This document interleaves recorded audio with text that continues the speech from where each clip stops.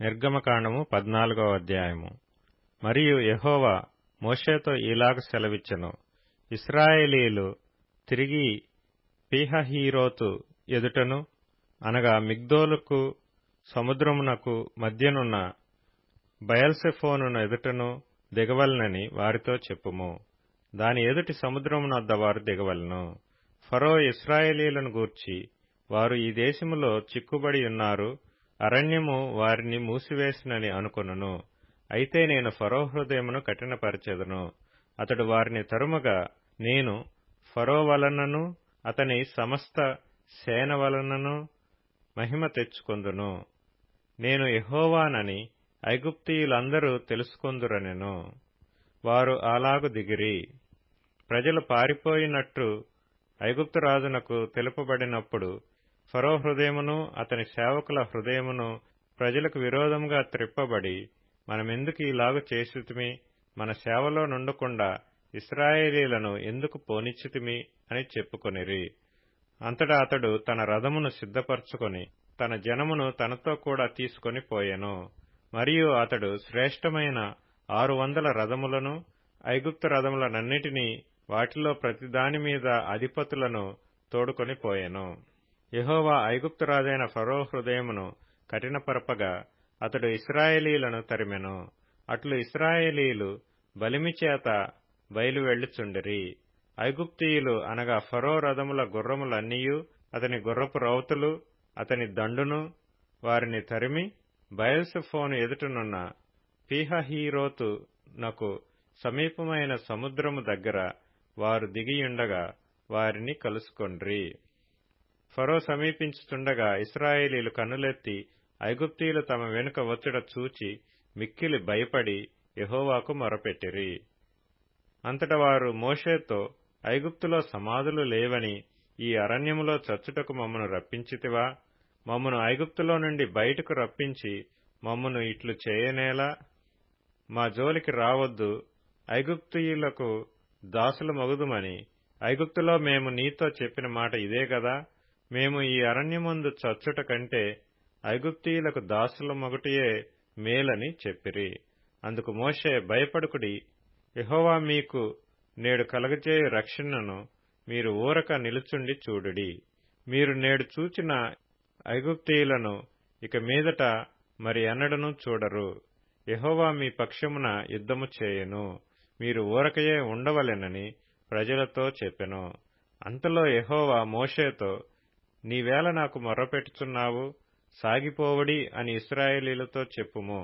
నీవు నీ కర్రను ఎత్తి ఆ సముద్రము వైపు నీ చెయ్యి చాపి దాని పాయలుగా చేయుము. అప్పుడు ఇశ్రాయేలీయులు సముద్రము మధ్యను ఆరిన నేల మీద నడిచిపోవుదురు. ఇదిగో నేనే ఐగుప్తీయుల హృదయమును కఠినపరచుదును, వారు వీరిని తరుముదురు. నేను ఫరో వలనను అతని సమస్త సేన వలనను అతని రథముల వలనను అతని గుర్రపు రౌతుల వలనను నాకు మహిమ తెచ్చుకొందును. నేను ఫరో వలనను అతని రథముల వలనను అతని గుర్రపు రౌతుల వలనను మహిమ తెచ్చుకొనున్నప్పుడు నేను యెహోవానని ఐగుప్తీయులు తెలుసుకొందురనెను.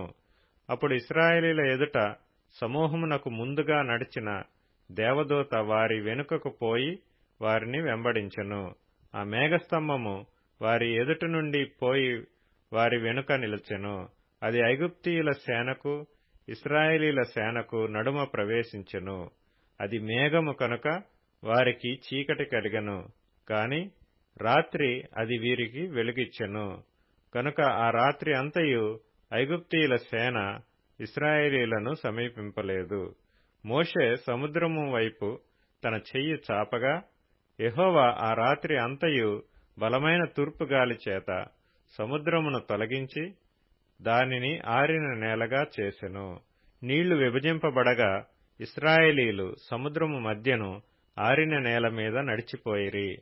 ఆ నీళ్లు వారి కుడి ఎడమ ప్రక్కలను వారికి గోడవలె నుండెను. ఐగుప్తీయులను, ఫరో గుర్రములను, రథములను, రౌతులను వారిని తరిమి సముద్ర మధ్యమున చేరిరి. అయితే వేకువజామున యెహోవా ఆ అగ్ని మేఘమయమైన స్తంభము నుండి ఐగుప్తీయుల దండు వైపు చూచి ఐగుప్తీయుల దండును కలవరపరిచి వారి రథచక్రములు ఊడిపడినట్లు చేయగా వారు బహు కష్టపడి తోలుచుండిరి. అప్పుడు ఐగుప్తీయులు, ఇశ్రాయేలీల ఎదుట నుండి పారిపోదము రండి, యెహోవా వారి పక్షమున మనతో యుద్ధము చేయుచున్నాడని చెప్పుకొనిరి. అంతలో యెహోవా మోషేతో, ఐగుప్తీయుల మీదికిని వారి రథముల మీదికిని వారి రౌతుల మీదికిని నీళ్లు తిరిగి వచ్చునట్లు సముద్రము మీద నీ చెయ్యి చాపమనెను.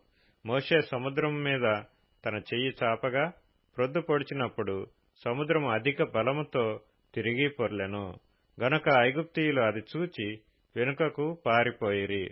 అప్పుడు యెహోవా సముద్రము మధ్యను ఐగుప్తీయులను నాశనము చేసెను. నీళ్లు తిరిగి వచ్చి ఆ రథములను రౌతులను వారి వెనుక సముద్రములోనికి వచ్చిన ఫరో యొక్క సర్వసేనను కప్పివేసెను.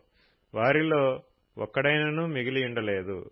అయితే ఇశ్రాయేలీలు ఆరిన నేలను సముద్రము మధ్యనున్నప్పుడు ఆ నీళ్లు వారి కుడి ఎడమ ప్రక్కలను గోడవలే నుండెను. ఆ దినమున యెహోవా ఐగుప్తీయుల చేతిలో నుండి ఇశ్రాయేలీలను రక్షించెను. ఇశ్రాయేలీలు చచ్చిన ఐగుప్తీయులను సముద్ర తీరమున చూచిరి. యెహోవా ఐగుప్తీయులకు చేసిన గొప్ప కార్యమును ఇశ్రాయేలీలు చూచిరి గనుక ఆ ప్రజలు యెహోవాకు భయపడి యెహోవాయందును ఆయన సేవకుడైన మోషేయందును నమ్మకముంచిరి.